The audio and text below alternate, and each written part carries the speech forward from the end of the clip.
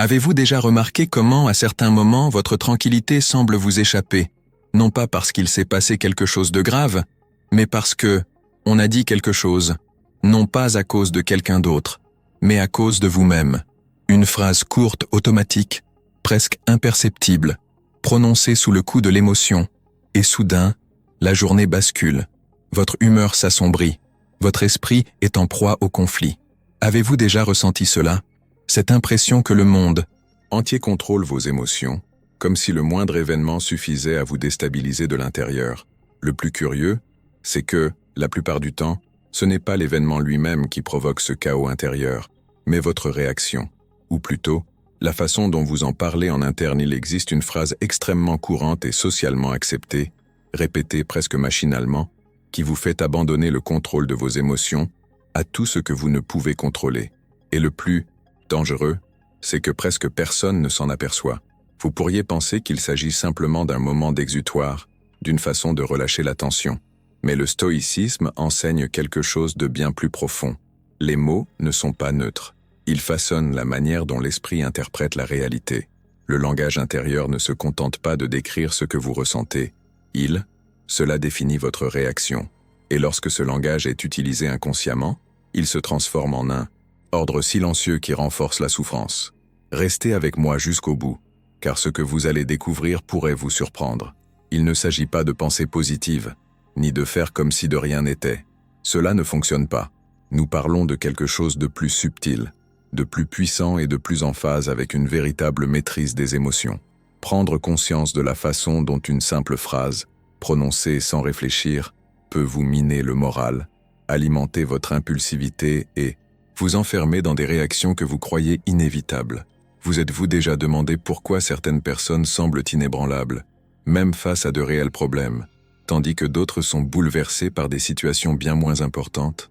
La différence ne réside pas dans l'absence de difficultés, mais dans la façon dont ces personnes y font face. Ils se parlent à eux-mêmes. Face à ce qui échappe à notre contrôle, le stoïcisme a toujours été clair. Ce ne sont pas les faits qui nous troublent, mais les jugements que nous portons à leur sujet. Et ces jugements commencent presque toujours par des mots. Peut-être essayez-vous de vous rappeler les phrases que vous utilisez habituellement en cas de stress, de frustration ou de perte de contrôle.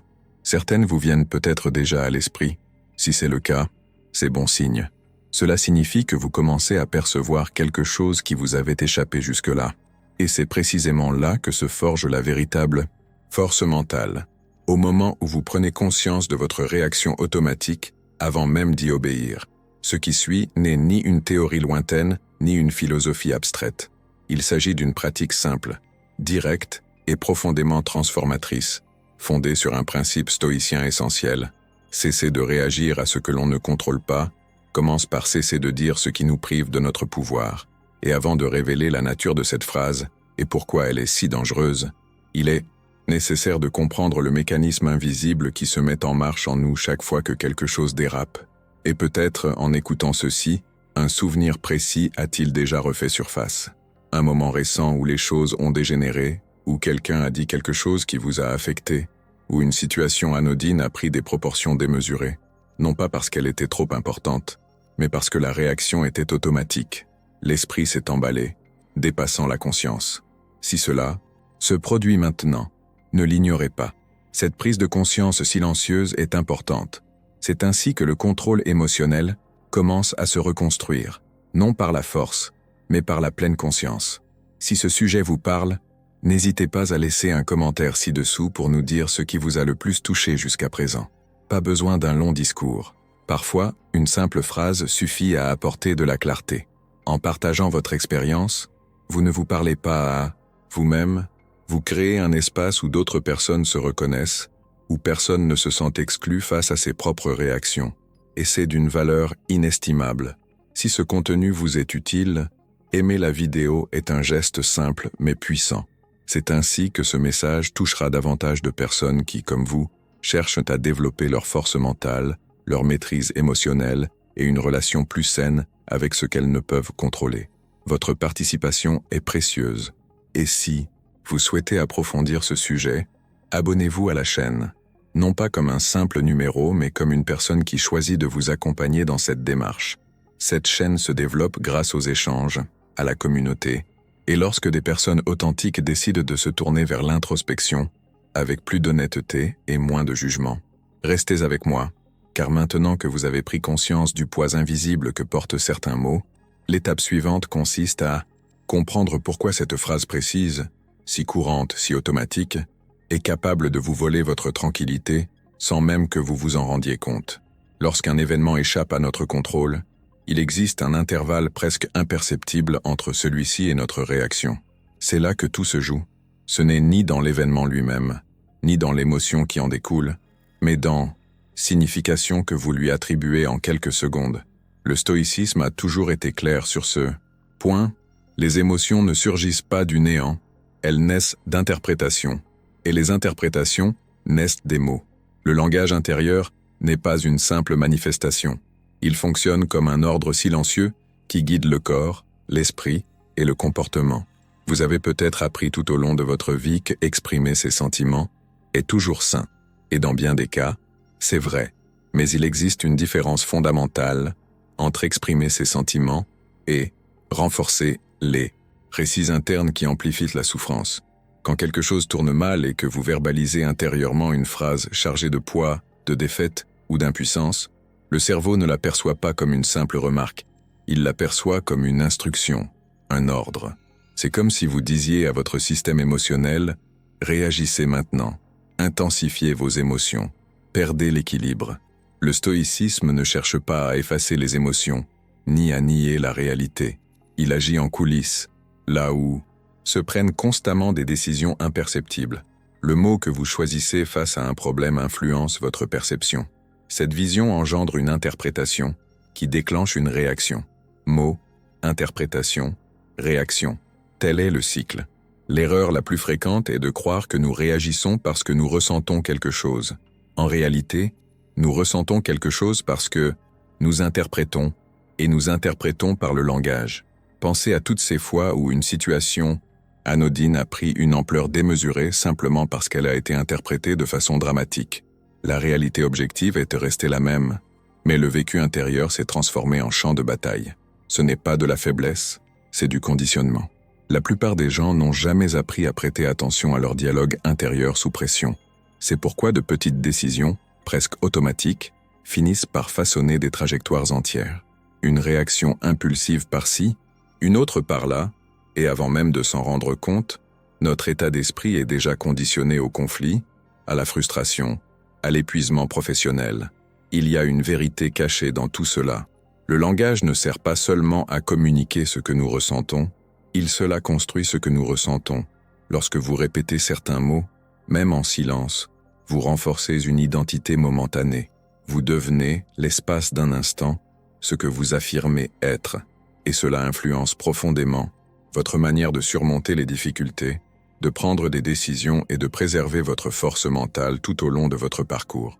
C'est pourquoi le stoïcisme insiste tant sur la vigilance intérieure, non pas comme une forme de censure, mais comme une prise de conscience. Il ne s'agit pas de faire semblant que tout va bien, ni de refouler ses émotions. Il s'agit de ne pas se laisser influencer par des phrases qui transforment des événements neutres en menaces intérieures. Changer son langage, ce n'est pas changer le monde extérieur, c'est changer son point de vue, et cela change tout. Peut-être commencez-vous à comprendre que nombre de réactions qui semblaient inévitables n'étaient en réalité qu'automatiques, non pas inévitables, mais automatiques. Et tout ce qui est automatique peut être observé. Tout ce qui est observé peut être interrompu. Et tout ce qui est interrompu ouvre la voie au choix. C'est là que commence la véritable transformation, non pas dans le silence absolu de l'esprit, mais dans le choix conscient des mots qui y circulent. J'aimerais maintenant approfondir ce sujet, car une expression courante et spécifique agit comme un déclencheur silencieux de perte de contrôle. Cette expression, en apparence anodine, conditionne l'esprit à réagir de manière impulsive plutôt que de répondre avec clarté. Avant d'aborder ce point, il est important de prendre conscience de l'impact que des mots, même les plus simples, peuvent avoir sur votre état d'esprit, vos décisions et votre façon de gérer les situations qui vous échappent. Si tout cela vous a interpellé d'une manière ou d'une autre, laissez un commentaire ci-dessous. Cela me paraît logique. Je souhaite maintenant approfondir ce sujet, car le moment est venu de mettre en lumière ce qui passe généralement inaperçu. L'expression existe, ou plutôt, il existe une structure de phraselles surgissent dans les moments de pression, de frustration, d'épuisement, lorsque la situation nous échappe et que l'esprit cherche une issue rapide. Des phrases comme « je n'en peux plus »,« ça me détruit »,« c'est fini pour moi ». On ne les prononce peut-être pas exactement de cette façon, mais le sens est le même. Chaque fois que le langage évoque l'idée d'effondrement, d'incapacité ou d'anéantissement personnel, quelque chose de très précis se produit en nous. Le problème ne réside pas dans la reconnaissance de la douleur. Le problème réside dans définir cette expérience comme quelque chose qui vous brise. Quand vous dites, même en silence, que vous n'en pouvez plus, que vous êtes anéanti, que quelque chose vous a achevé, votre esprit enregistre cela comme un verdict, non pas comme une sensation passagère, mais comme une vérité structurelle. Dès lors, votre perception change du tout au tout. L'événement cesse d'être un défi et devient une menace. La situation cesse d'être temporaire et devient absolue. Et vous cessez d'être quelqu'un qui traverse une épreuve et devenez quelqu'un qui en est prisonnier. Ce langage vide de sens car il élimine les nuances. Il ferme les portes à l'infini. Il cristallise la souffrance. Transformer un moment difficile en une affirmation péremptoire, c'est se retrouver prisonnier des événements. Tout prend alors une importance démesurée. Les petits problèmes deviennent disproportionnés. On prend des décisions par peur et non par lucidité. Et sans même s'en rendre compte, notre état d'esprit se forge sous l'effet d'un discours intérieur d'usure constante. Il y a là une vérité cachée, rarement évoquée. Le cerveau réagit davantage au sens des mots qu'aux faits eux-mêmes. Lorsqu'on se répète intérieurement que quelque chose nous détruit, le corps réagit comme s'il était attaqué. La respiration se modifie, la tension augmente, l'impulsivité s'accroît, non pas parce que l'événement est insupportable, mais parce que les mots employés le rendent insupportable. C'est là l'un des aspects les plus négligés de l'expérience humaine. Ce n'est pas le monde qui vous épuise en premier, c'est la façon dont vous le traitez intérieurement. Le plus dangereux, c'est que ces phrases sont socialement normalisées. Elles paraissent légitimes, presque attendues. Mais au fond, elles constituent un entraînement quotidien à l'impuissance. Chaque fois que vous vous décrivez comme quelqu'un qui n'y arrive pas, vous habituez votre esprit à réagir avec moins de résistance. Chaque fois que vous affirmez que quelque chose vous a détruit, vous renforcez l'idée que le contrôle vous échappe toujours. Cela n'apporte aucun soulagement durable. Cela procure seulement un sentiment passager de validation, suivi d'une fragilité accrue. Le stoïcisme ne vous a jamais demandé de nier la difficulté. Il exige quelque chose de plus exigeant, que vous ne révélez pas votre identité pour le moment. Dire « c'est difficile » est très différent de dire « cela m'a anéanti ». La première phrase reconnaît la difficulté. La seconde vous affaiblit. La première vous maintient ancré dans la réalité. La seconde vous submerge. Cette différence semble subtile, mais son impact tout au long du parcours est immense. C'est là que la transformation commence à s'opérer, non pas de façon explosive, mais silencieusement, presque imperceptiblement. Vous réalisez peut-être maintenant combien de fois ces phrases surgissent automatiquement dans votre quotidien. Vous commencez peut-être à percevoir le schéma, non pas avec culpabilité, mais avec lucidité. C'est un moment important, car ce qui est perçu peut être interrompu, et ce qui est interrompu ouvre la voie à des choix plus conscients. Non pas des choix magiques, ni des choix faciles, mais des choix qui rétablissent progressivement l'équilibre intérieur. Si cette reconnaissance a déjà suscité quelque chose en vous, laissez un commentaire ci-dessous. Je suis moi aussi dans ce voyage. Maintenant, je souhaite approfondir encore davantage ce sujet, car comprendre ce qui se passe à l'intérieur de votre cerveau lorsque vous cessez de répéter ces phrases, votre perception de ce processus change radicalement. Il ne s'agit pas d'un phénomène mystique ou abstrait. C'est concret, observable et profondément lié à la façon dont votre esprit a été conditionné au fil du temps. Lorsque vous interrompez ce schéma de langage, un processus très précis se met en place au cœur de votre expérience intérieure. Le premier changement est presque imperceptible, mais puissant. Un léger espace se crée entre l'événement et votre réaction. Auparavant, cet espace était pratiquement inexistant. Le stimulus survenait, la réponse aussi, indissociable. Mots, tension, réaction, tout était automatique. Lorsque vous cessez de verbaliser intérieurement ces pensées paralysantes, cet intervalle commence à s'ouvrir. Et c'est dans cet intervalle que réside la clarté. Non pas une clarté absolue, mais une clarté fonctionnelle, suffisante pour vous éviter d'agir sur un coup de tête. Le cerveau fonctionne selon des schémas connus. Plus on répète une réaction, plus elle devient facile. C'est une forme d'économie d'énergie. Quand on se dit « je n'en peux plus », pour la 100e fois face à la frustration, le cerveau comprend que c'est le schéma habituel. Il active les réponses au stress, accélère la pensée et prépare le corps à la lutte ou à la fuite.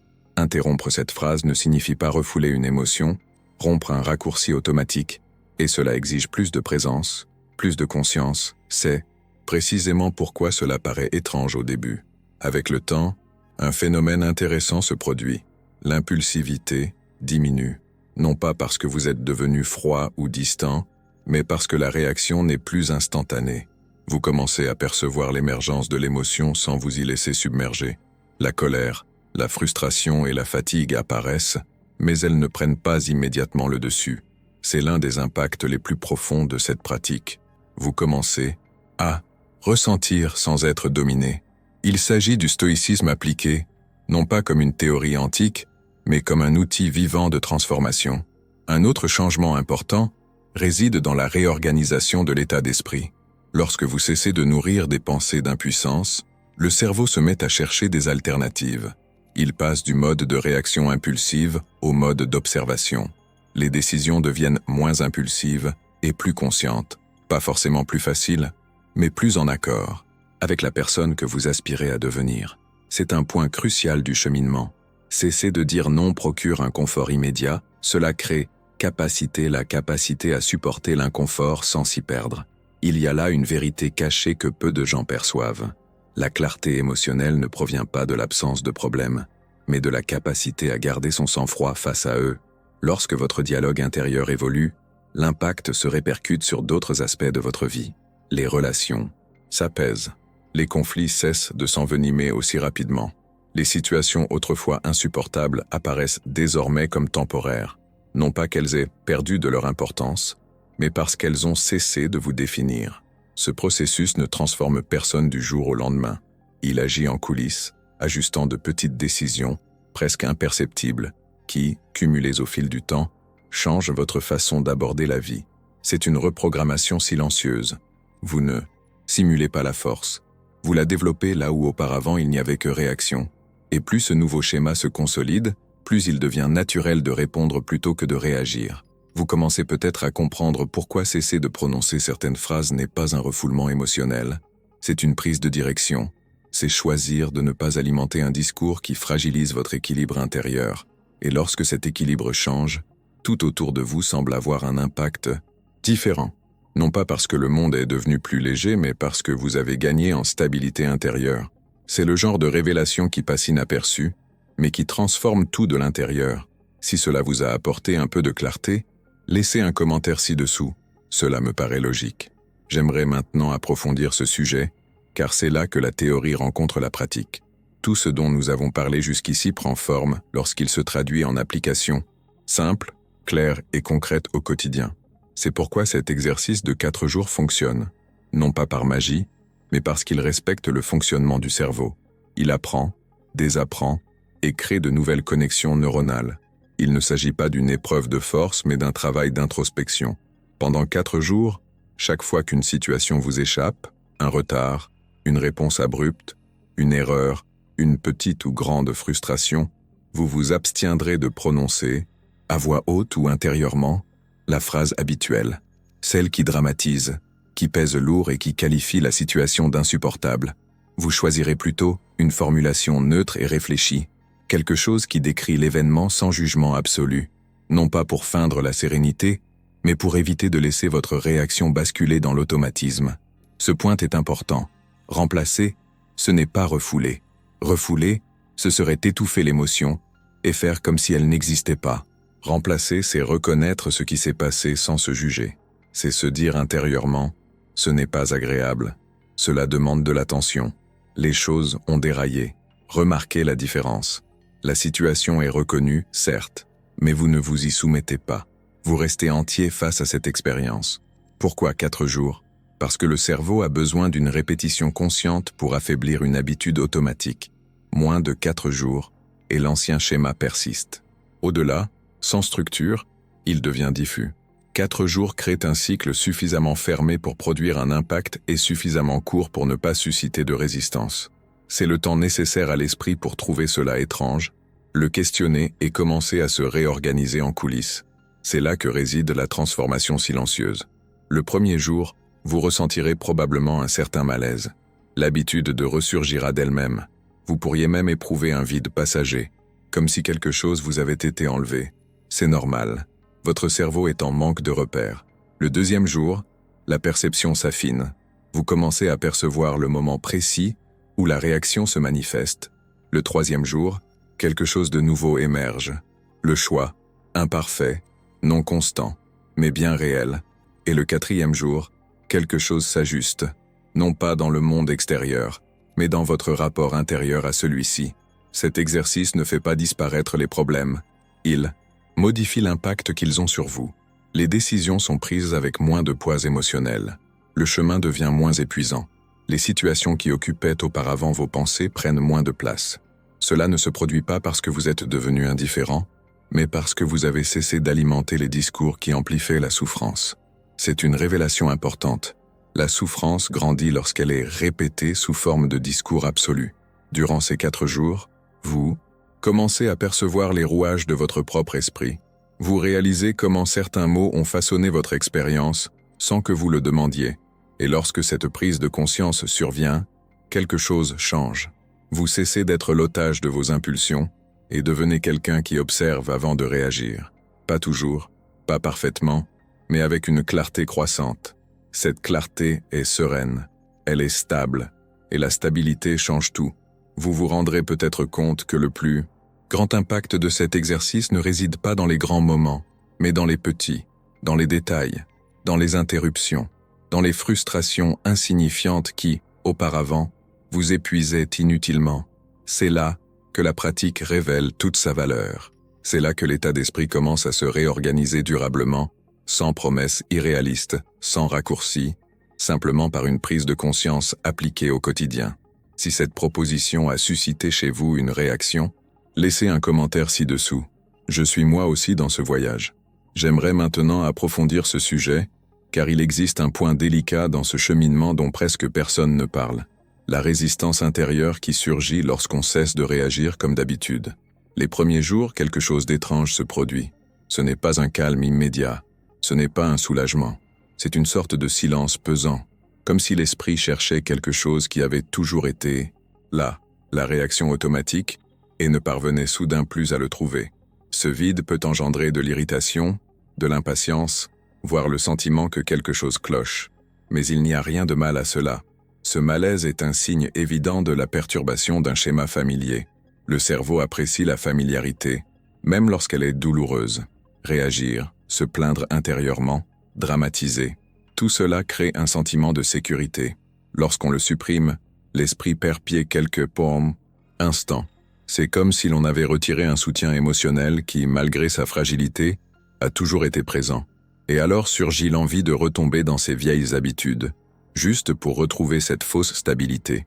Nombreux sont ceux qui abandonnent précisément à ce stade, car ils interprètent cette étrangeté comme un échec. Or, c'est en réalité la preuve d'un progrès.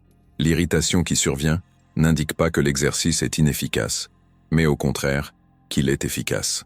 Vous accédez au rouage de votre psychisme, là où des décisions inconscientes ont toujours été prises sans votre participation consciente. Et lorsque vous commencez à y participer, votre système interne réagit. La force mentale ne naît pas du confort. Elle naît de cette friction, de ce point de friction où la réaction est imminente, mais où l'on choisit d'observer. Là où l'impulsion exige une réponse immédiate, mais où l'on maintient quelques secondes de présence. Ce n'est pas un grand geste. C'est un micro-effort, petit, silencieux, répété. Et c'est précisément pour cette raison qu'il est transformateur. Le véritable changement est rarement spectaculaire. Il se produit dans les détails que personne ne voit. Il y a là une vérité cachée. Réagir procure une illusion de contrôle, mais observer permet de retrouver une maîtrise véritable.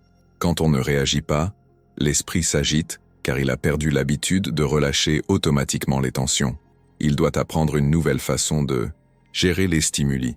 Et apprendre est épuisant. Apprendre engendre un certain inconfort. Mais apprendre, c'est aussi s'épanouir. Peu à peu, ce silence cesse d'être vide et devient un espace. Un espace pour de meilleurs choix, pour des décisions moins impulsives, pour des réactions plus en accord avec la personne que l'on aspire à devenir. Durant ce processus, vous pourriez avoir l'impression d'avaler trop d'informations. Mais observez honnêtement, vous n'avalez pas, vous retardez simplement votre réaction pour mieux comprendre. Il y a une différence fondamentale entre le refoulement et la maîtrise consciente. Le refoulement est un déni. La maîtrise consiste à accueillir ses émotions. Et accueillir ses émotions sans s'y perdre est l'une des formes les plus pures de maturité émotionnelle. Cette étape du cheminement exige de la bienveillance envers soi-même, et non la perfection. Il arrivera que vous remarquiez que cette vieille habitude vous échappe. Cela n'invalide en rien le processus. Au contraire, cela révèle à quel point ce schéma était profondément ancré. Chaque fois que vous le remarquez, même plus tard, vous renforcez votre conscience. Et la conscience est le fondement de toute transformation durable. Avec le temps, quelque chose change. L'irritation s'apaise. Le silence intérieur cesse d'effrayer. On commence à ressentir une stabilité différente, moins dépendante du monde extérieur. Non pas parce que tout est devenu facile, mais parce qu'on a cessé de laisser les circonstances influencer son équilibre. C'est là le véritable impact de cette pratique. On se sent plus entier, même quand les choses ne se déroulent pas comme prévu. Si cette partie du voyage vous a interpellé, laissez un commentaire ci-dessous. Cela me paraît logique. Je souhaite maintenant approfondir ce sujet, car c'est là qu'un effet presque imperceptible, et pourtant profondément transformateur, commence à se manifester. Le moment où le monde extérieur commence à perdre son emprise sur vous. Non pas brutalement ni par un changement radical de personnalité, mais par un subtil déplacement intérieur. Les choses continuent d'arriver. Les gens continuent d'échouer. Les situations continuent de dérailler. La différence, c'est que cela ne vous affecte plus de la même manière. Le premier signe de cet effet est une diminution du tumulte intérieur, non pas par indifférence ou détachement, mais parce que votre esprit a cessé d'amplifier chaque stimulus comme s'il s'agissait d'une menace personnelle. Ce qui autrefois mobilisait des heures d'énergie mentale ne prend plus que quelques minutes, voire quelques secondes. On est plus présent dans l'instant présent et moins prisonnier de ruminations mentales répétitives. Cette présence n'est pas forcée. Elle émerge naturellement parce qu'on a cessé d'alimenter des histoires qui exigeaient une attention constante. Avec le temps, vous commencez à remarquer quelque chose d'étrange. Les événements restent les mêmes, mais leur impact émotionnel change. Cela s'explique par le fait que le centre de gravité de votre expérience se déplace de l'extérieur vers l'intérieur. Le stoïcisme a toujours mis en lumière cette vérité fondamentale. Vous ne contrôlez pas ce qui arrive, mais vous contrôlez votre réaction. Lorsque cette idée cesse d'être un simple concept et devient une pratique quotidienne, votre état d'esprit se réorganise. Les décisions deviennent moins impulsives et plus en accord avec vos valeurs, et non plus avec vos impulsions. Cette maîtrise de soi ne signifie pas l'absence d'émotions. Elle signifie la capacité de rester entier même lorsque les émotions surgissent. La colère apparaît, mais elle ne prend pas le dessus. La frustration se manifeste, mais elle ne définit pas la journée. La fatigue est présente, mais elle ne devient pas une composante de l'identité. Une liberté émotionnelle progressive se construit discrètement grâce à de petits choix répétés, presque imperceptibles. Ce n'est pas la perfection, c'est l'autonomie. Un autre impact important est le sentiment d'espace intérieur. Auparavant, tout semblait aller trop vite. Désormais, une pause naturelle s'installe entre le stimulus et la réponse. C'est dans cette pause que réside la clarté. C'est là que vous choisissez de ne pas réagir automatiquement par habitude, de ne pas laisser votre équilibre se libérer des facteurs extérieurs. Ce choix ne s'accompagne pas d'euphorie, mais d'une tranquillité fonctionnelle. Une tranquillité qui vous permet d'avancer sans vous encombrer de fardeaux inutiles. Ce processus recèle une vérité cachée que peu de gens perçoivent. Lorsque l'on cesse de réagir de manière compulsive, le monde qui nous entoure se réorganise. Non pas parce que les personnes ont changé, mais parce que les dynamiques se transforment. Les conflits s'apaisent. Les situations cessent de dégénérer. Notre présence devient plus stable, ce qui modifie notre rapport aux autres et la façon dont nous sommes affectés. Cet impact est bien réel, même s'il est imperceptible au premier abord. Ce cheminement ne promet pas une maîtrise absolue de la vie. Il offre quelque chose de plus précieux, une maîtrise progressive de soi. Et cela change tout. On commence à vivre avec plus d'intention, plus de conscience et moins de stress. Non pas parce qu'on a appris à contrôler le monde, mais parce qu'on a cessé de lutter contre ce qu'on ne peut contrôler. Cet alignement intérieur est l'une des plus grandes révélations, pratiques du stoïcisme appliquées à la vie moderne. À mesure que cet effet se consolide, vous commencez à percevoir une nouvelle forme de force, une force silencieuse qui n'a rien à prouver, une force qui ne réagit pas à tout, qui ne se justifie pas constamment, qui ne se laisse pas abattre par chaque échec. Cette force naît de la profonde compréhension que votre paix intérieure ne dépend pas des circonstances, mais de votre attitude. Et l'attitude est un choix. Cette compréhension ne marque pas la fin du cheminement, elle l'approfondit, car c'est à partir de là que des nuances émergent, que des ajustements subtils s'opèrent et que des décisions encore plus conscientes sont prises. Il existe un niveau d'observation plus subtil, où de petites réactions passent encore inaperçues et peuvent être affinées. C'est à ce stade que le travail se poursuit, non pas comme un effort considérable, mais comme une attention constante portée au rouage de son propre esprit. Si cette idée de liberté émotionnelle progressive vous a interpellé, laissez un commentaire ci-dessous, cela me paraît logique. Si vous êtes arrivé jusqu'ici, c'est que cette conversation a touché un point essentiel de votre vécu. Il ne s'agissait pas de solutions toutes faites ni de promesses en l'air, mais de comprendre ce qui se passe en vous et comment de petits choix intérieurs peuvent transformer votre vie. Si ce type de réflexion vous aide à y voir plus clair, à développer votre force mentale et à mieux gérer ce qui échappe à votre contrôle, abonnez-vous à la chaîne. Vous pourrez ainsi continuer à suivre des contenus qui explorent ce cheminement avec sérénité, sincérité et une réelle utilité pratique. Si cela vous semble logique, n'hésitez pas à laisser un commentaire. Ce message m'était destiné. Cela me prouve que vous êtes allé jusqu'au bout et contribue à créer un espace d'échange entre personnes qui recherchent la même chose, une prise de conscience accrue et des réactions moins impulsives. Si, à un moment donné, vous vous êtes senti, concerné, aimer la vidéo est un moyen simple de renforcer ce dialogue et de garantir que ce type de contenu continue d'atteindre celles et ceux qui en ont besoin. Vous trouverez ici une vidéo qui complète parfaitement ce sujet et approfondit la notion de maîtrise de soi et de liberté émotionnelle. Cliquez dessus et poursuivez votre lecture.